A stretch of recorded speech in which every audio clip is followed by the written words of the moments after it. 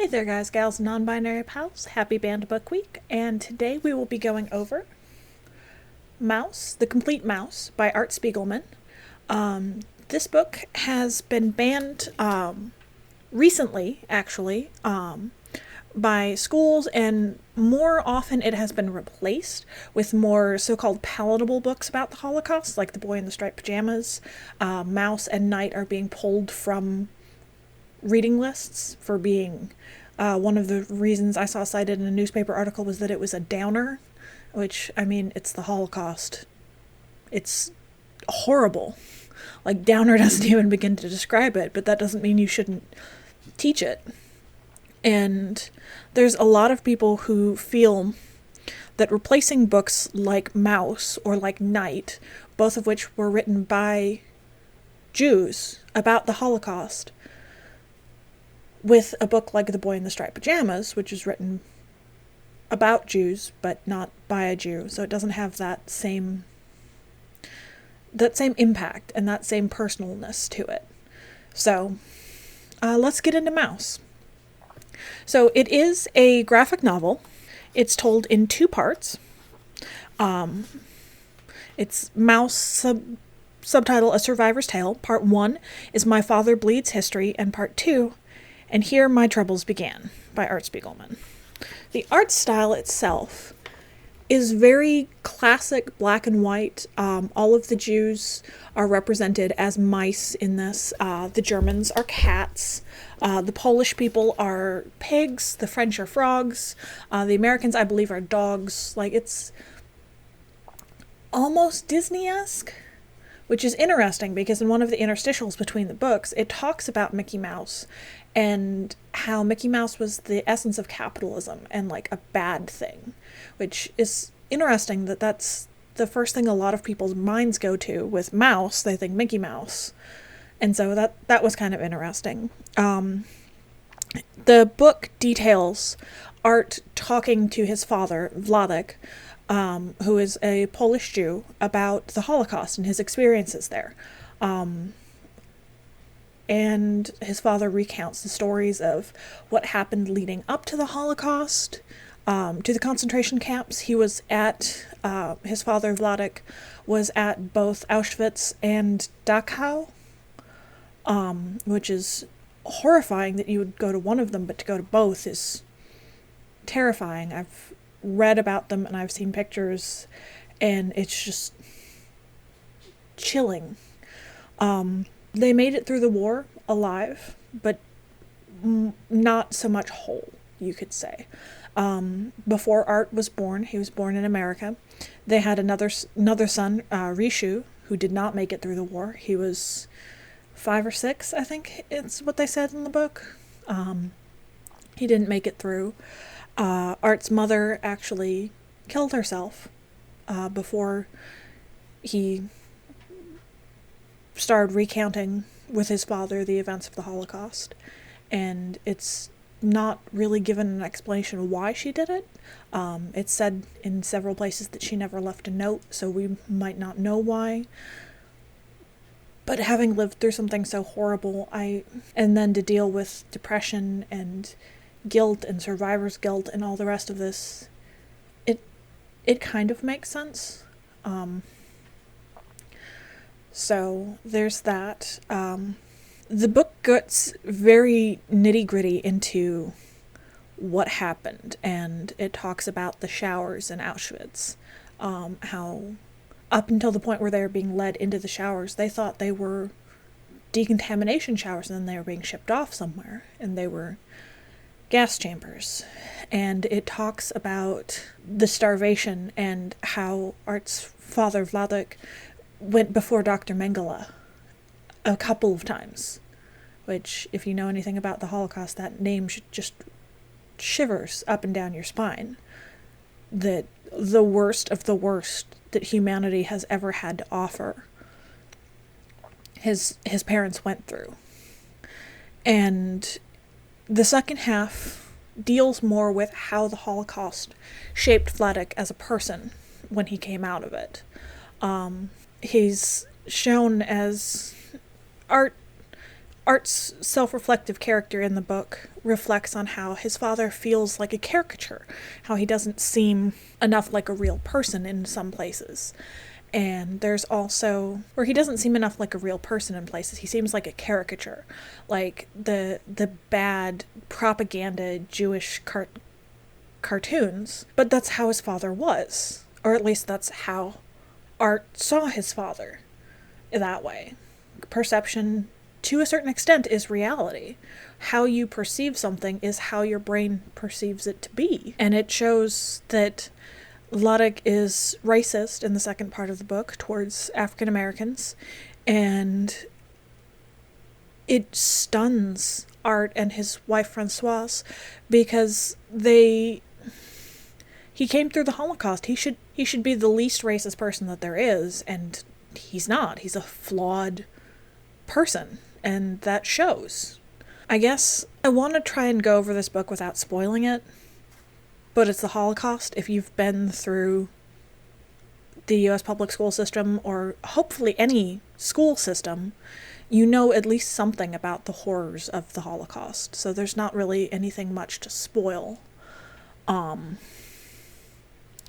But the main themes are memory.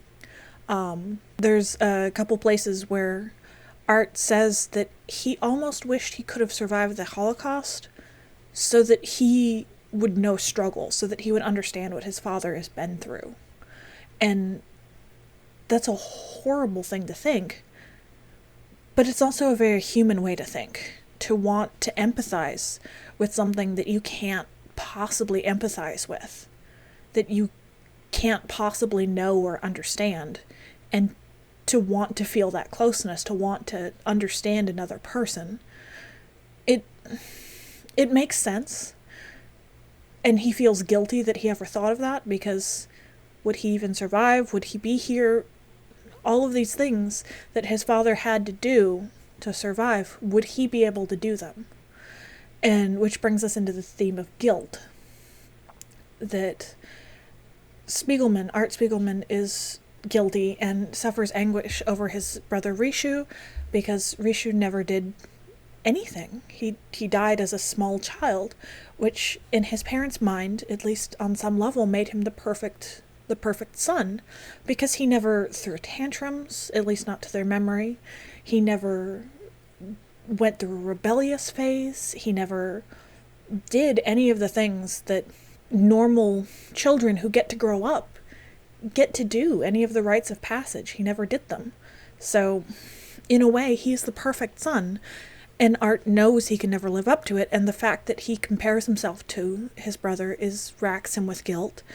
And you have his father's guilt in surviving, and his mother's guilt, and his father's second wife, who also made it through the camps, Mala, is also racked with survivor's guilt, that they came out of this alive.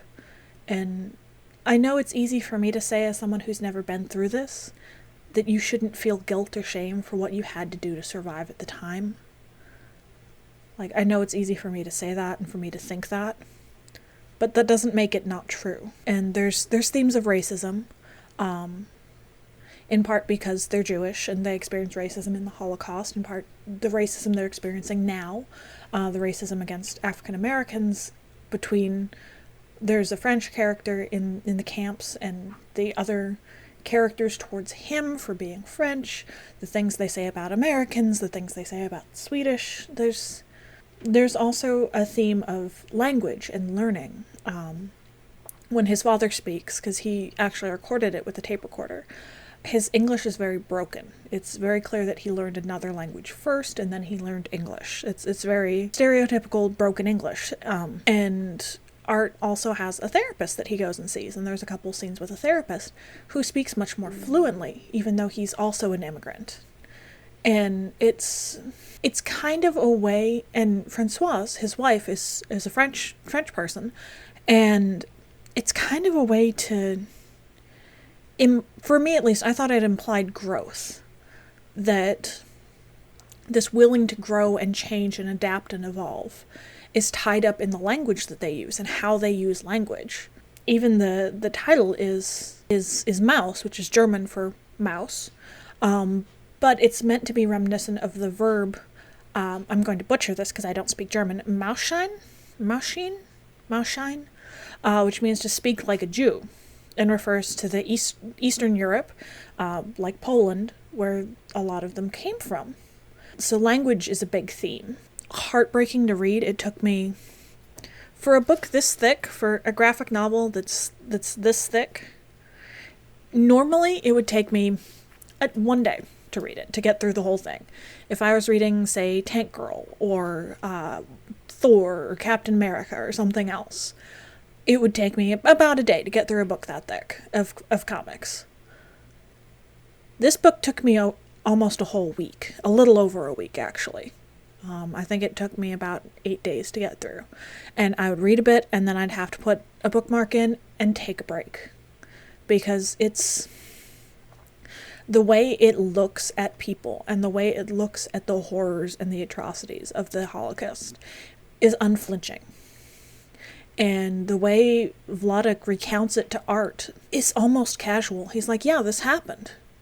A lot of this happened. I'm not the only one who has these experiences. Everybody went through this. And it's horrifying to think of that. And the horribleness and the terrifyingness and the bone-chillingness of this book is precisely why it should be taught. People have made comments that to school boards that it shouldn't be taught because it does feature nudity, male nudity. First of all, they're mice. So, and it's not even drawing attention to the genitalia because they have penises because they're male mice.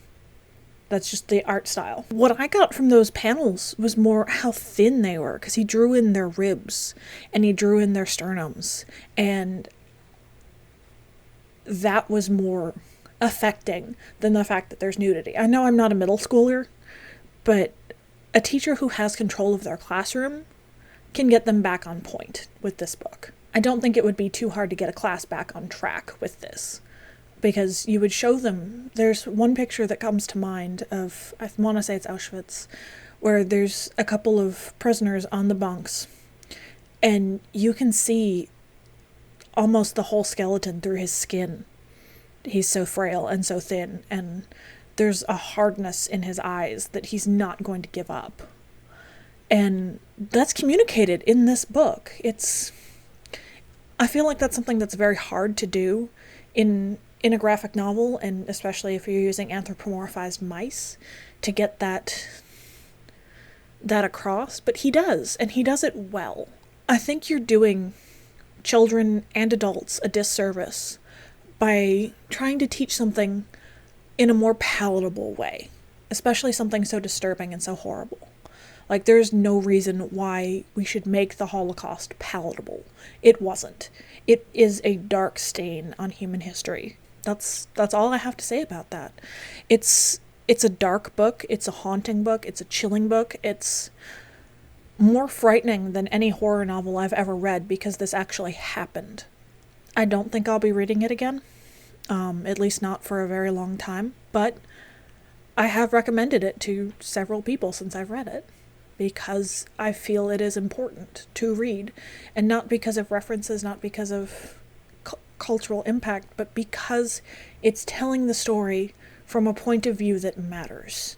It's not a modern person who isn't attached to or affected by the Holocaust telling a Holocaust story to tug at your heartstrings. It's unflinchingly horrible, and that's the point. So, should you read this? Yes. Should you ban it? No. Have you read Mouse? What did you think of it? Let me know in the comments down below, and I'll see you in the next one. Bye.